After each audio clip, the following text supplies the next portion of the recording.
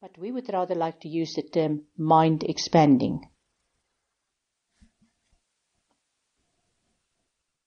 The mind and eternity.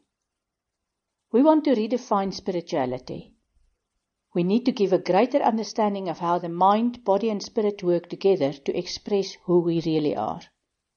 The mind is the overarching concept. The mind is the one that guides us. People prefer not to use their mind, but to rather be guided by their brains. The result is an extremely limited life that is guided by fear. The brain is very good at creating fear from everything. The mind, on the other hand, sees fear as being 1% of the picture, not 99% like the brain does. The brain is very good at, shall we say, putting 2 and 2 together and getting 4. The brain is satisfied with such a result. This is like being satisfied with knowing that the earth is round.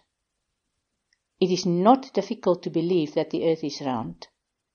Satellites can prove that easily nowadays.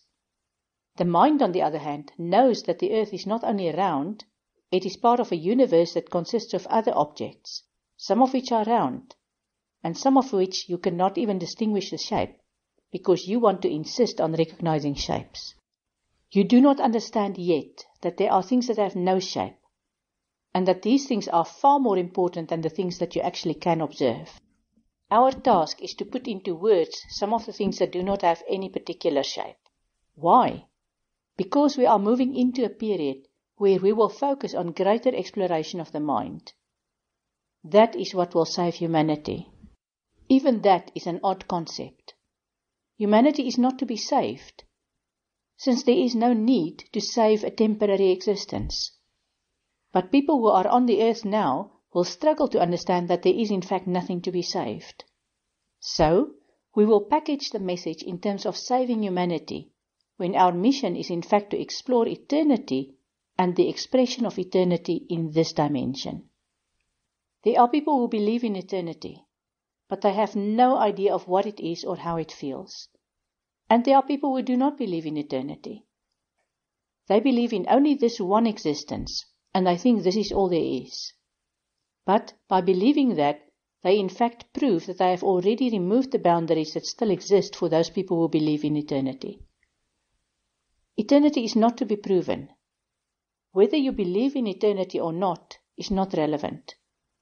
It is like breathing. Whether you believe in breathing is not relevant. You breathe so that your body can get oxygen. You do not first decide whether you believe that oxygen is necessary for your body to function. You just breathe. When a person says he does not believe in eternity, it would be the same as saying that he does not believe in breathing. But at the same time, he needs a breath to say that he does not believe in breathing. There are people who are disillusioned with their existence here, and they do not want to repeat this existence. This is because they have such a strong memory of a larger existence, and they find this existence very stressful by comparison. We need to explain about floods. Floods are there to clean out the environment. You already understand that water is an expression of the mind. Where the brain overtakes, fear rules. This fear is expressed in many different ways. People have physical illness that express their fear. The environment gets overloaded and burdened with gases that add to the fear, because they reduce the quality of breathing.